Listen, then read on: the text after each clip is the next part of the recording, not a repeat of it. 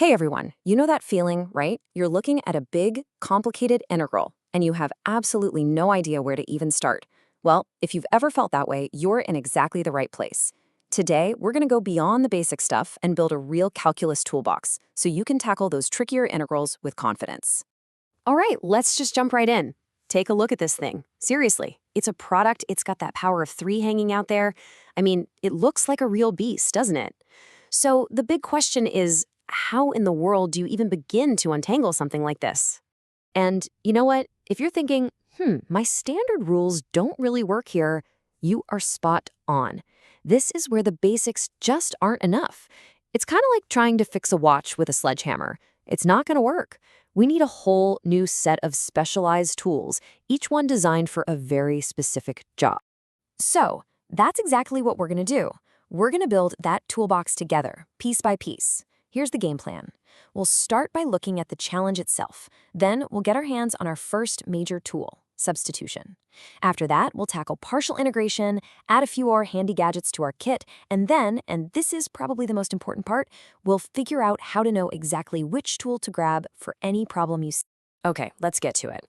First tool out of the box, substitution. I love this analogy of a shape-shifting wrench because that's exactly what it does. It takes a problem that looks all weird and complicated and just morphs it into a shape that's way, way easier to deal with. So here's the big idea, and it's actually pretty elegant. All we're doing is simplifying a really messy integral by swapping out the variable for something simpler, just for a little while. If you've mastered the chain rule for derivatives, this is basically that, but running in reverse. The whole trick, the real art, is learning to spot a function and its derivative, just kind of hanging out together inside the integral. Once you see that pair, you can call the function u, and the whole thing just cleans right up. Okay, let's put this wrench to work on that monster problem from the beginning. So first step, we pick our u. The obvious choice is that thing inside the parentheses, x squared plus 1. Step 2, find the derivative, du. Well, the derivative of x squared plus 1 is just 2x dx. Now, hold on a second. Look at that. That's the other piece of our original integral sitting right there. So now we substitute. And just like that, our intimidating problem magically transforms into the super simple integral of u cubed. We can solve that in our sleep, right?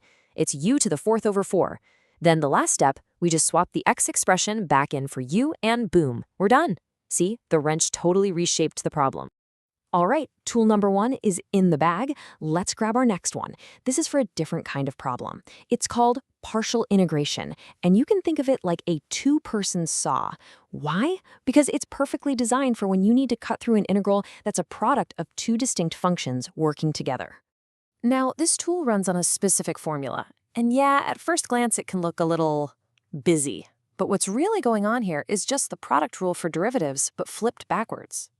The whole game, the entire strategy, comes down to one crucial decision. Which part of your integral do you call u, and which part do you call dv? If you choose wisely, that second integral you see on the right becomes much, much easier than the one you started with. Okay, let's see this saw in action.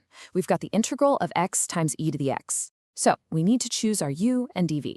Here's a pro tip. You usually want to pick u to be something that gets simpler when you take its derivative. So x is a perfect choice because its derivative, du, is just dx. It basically disappears.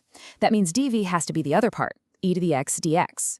We find du and v, and now we have all 4 puzzle pieces. We just plug them right into the formula, do a tiny bit of simplifying, and there's our answer.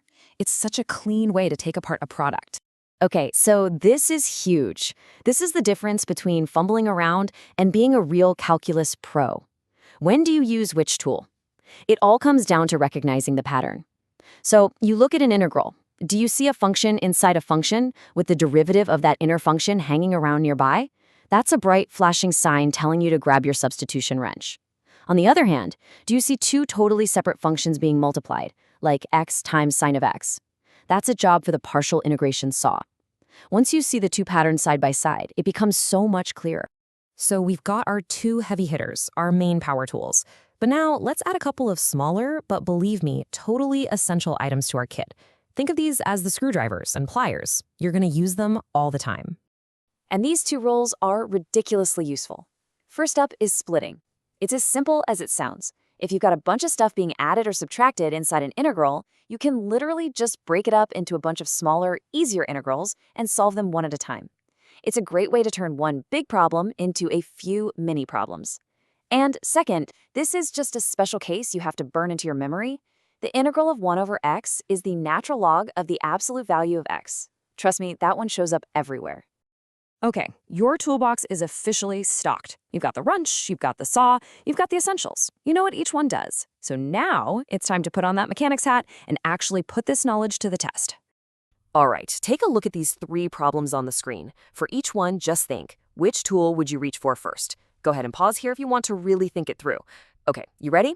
For that first one, you should see that x squared plus 2 inside the parentheses and a version of its derivative, 3x, on the outside. That's a textbook case for substitution. For problem 2, we've got x multiplied by the natural log of x. 2 different functions. That's a clear job for partial integration. And finally, number 3 is just a string of simple terms being added and subtracted. That's the easiest of all. You just split it. See, it all comes back to recognizing that pattern. So as we start to wrap this up, I want to leave you with this one big thought. The real goal here isn't just about memorizing a bunch of formulas. That's not mastery.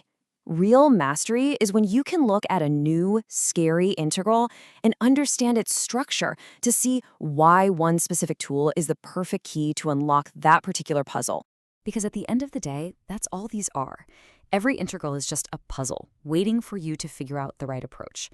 And now you have a seriously solid set of tools to start solving them with a lot more confidence. So I'll just leave you with this question. What's the next puzzle you're going to go out and solve?